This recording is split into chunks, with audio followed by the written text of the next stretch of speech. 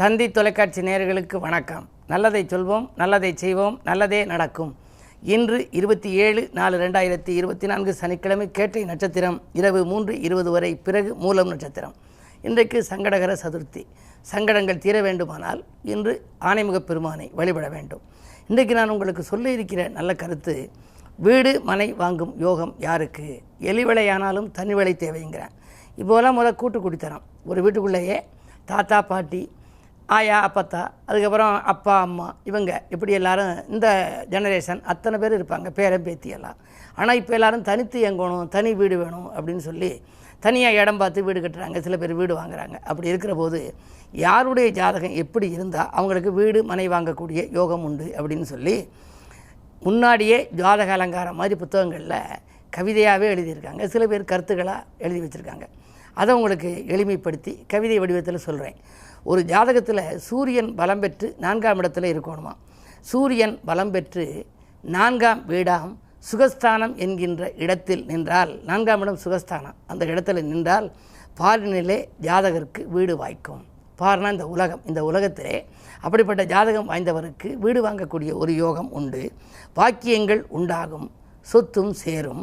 4க்கு உடையவரோ, 4ஆம் இடம் தான் இடம் பூமி வாகனம் உள்ள இடம்.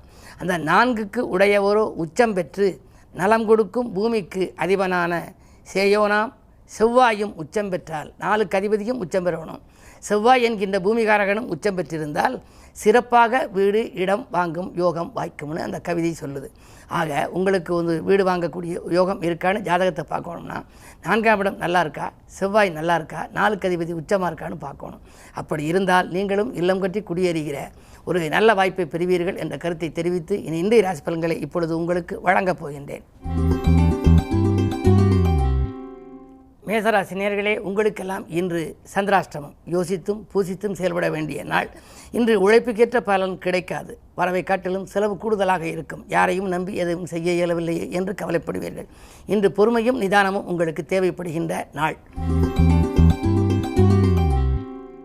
ரிஷபராசி நேயர்களே, உங்களுக்கெல்லாம் எடுத்த காரியத்தை எளிதில் முடித்து கொடுக்கின்ற நாள். இன்று இல்லம் தேடி நல்ல தகவல் காலை நேரத்திலேயே வரப்போகின்றது.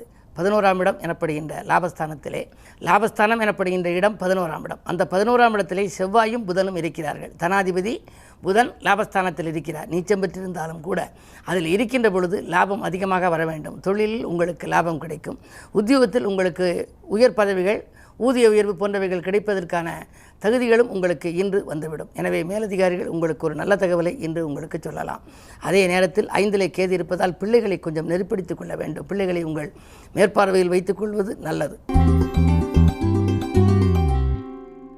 மிதுனராசி நேயர்களே, உங்களுக்கெல்லாம் சொல் யுத்தத்தை தவிர்த்து சுகம் காண வேண்டிய நாள். இன்றைக்கு சுற்றத்தார்களின் ஒத்துழைப்பு கூடுதலாகவே கிடைக்கும். 10ஆம் இடத்திலே புதன் இருக்கின்றார். ராசிநாதன் 10ல் இருக்கின்றார். 4, 7, 10க்கு அதிபதி கேந்திராதிபத்திய தோஷம் பெற்ற கிரகம் யோகம் செய்ய வேண்டுமானால் நீச்சம் பெற்றிருக்க வேண்டும் என்பார்கள். அந்த அடிப்படையில் தாய்வழி ஆதரவு உண்டு. இடம்பூமியால் லாபம் கிடைக்கும். தொழில் உத்தியோகத்தில் மிகச்சிறந்த பலன்களை பெறப்போகின்றீர்கள். இந்த நாள் உங்களுக்கு ஒரு இனிய நாள். கடகராசி நேயர்களே, உங்களுக்கு அஷ்டமத்து சனியின் ஆதிக்கம் ஒருபுறம். அதே நேரத்தில் குருவின் பார்வை 2ஆம் இடத்தில் பதிகிறது. எனவே துன்பங்கள் தூளாகும். தொட்ட காரியங்களில் வெற்றி கிடைக்கும். துணையாக இருக்கும் நண்பர்கள் தோள் கொடுத்து உதவுவார்கள். இடம் வாங்கியது பூமி வாங்குவதில் இருந்த பிரச்சனைகள் இன்று அகலும். உத்தியோகத்தில் உள்ளவர்களுக்கு மேலதிகாரிகளால் நேற்று ஏற்பட்ட பிரச்சனை இன்று அகலும். அதே நேரத்தில் குருவினுடைய பார்வை 2ல் பதிவதால் பொருளாதார நிலை சிறப்பாகவே இருக்கிறது. சிம்மராசி நேயர்களே, உங்களுக்கெல்லாம் இன்று துன்பங்கள் தூளாகும் நாள். துணையாக இருக்கும் நண்பர்கள் தோள் கொடுத்து உதவுவார்கள். 7ஆம் இடத்திலே சனி, கண்டகச்சனியின் ஆதிக்கம் இருக்கிறதே. எப்படி துன்பங்கள் தூளாகும் என்று நீங்கள் நினைக்கலாம். குருவினுடைய பார்வை உங்கள் ராசியில் பதிகிறது. குரு பார்க்க கோடியின்மை என்பார்கள். அந்த அடிப்படையில் குரு பார்ப்பதனாலே எவ்வளவு பெரிய தோஷங்கள் இருந்தாலும் அதை விளக்கக்கூடிய ஆற்றல் குருவின் பார்வைக்கு உண்டு. எனவே கேட்ட இடத்தில் உதவிகள் கிடைக்கும். உங்களுடைய ராசிக்கு அஷ்டமஸ்தானத்திலே ராகு இருப்பதால் அலைச்சல் கொஞ்சம் உண்டு. அலைச்சலுக்கேற்ற ஆதாயம் கிடைக்காது என்றாலும் கூட இன்று சனிக்கிழமை என்பதனாலே சனி பகவானை வழிபடுவதன் மூலம் சஞ்சலங்கள் தீரும், சந்தோஷங்கள் சேரும். கன்னிராசி நேயர்களே, ஜென்மத்தில் கேது, பயணங்கள் அதிகரிக்கும். குருவினுடைய பார்வை உங்கள் ராசியில் பதியவில்லை என்றாலும் 2ஆம் இடம் எனப்படுகிற வாக்கு, தனம், குடும்பம் ஆகிய இடத்திலே பதிகிறது. எனவே கொடுத்த வாக்கை காப்பாற்ற இயலும். கொள்கை பிடிப்போடு செயல்பட இயலும். குடும்ப முன்னேற்றம் திருப்திகரமாகவே இருக்கும். உத்தியோகத்தில் கூட மறுக்கப்பட்ட சலுகைகள் உங்களுக்கு மீண்டும் கிடைக்கலாம். இந்த நாள் நல்ல நாள். துலாம் ராசி நேயர்களே, உங்களுக்கு தொட்ட காரியங்களில் வெற்றி கிடைக்கின்ற நாள். சந்தோஷ வாய்ப்புகளை சந்திக்கப் போகின்றீர்கள். வரும் சந்தர்ப்பங்களை நீங்கள் நழுவ விட வேண்டாம். சூரிய பார்வை உங்கள் ராசிக்கு 7லே இருக்கிறது. எனவே உங்களுக்கு கொஞ்சம் சில இடங்களிலே கோபங்கள் வரலாம். முன்கோபத்தின் காரணமாக முன்னேற்றத்தில் முட்டுக்கட்டைகள் கூட வரலாம். எனவே கொஞ்சம் அனுசரித்து செல்ல வேண்டும். குரு பார்வை இருப்பதனால் எப்படியாவது காரியங்கள் கடைசி நேரத்தில் கைகூடிவிடும்.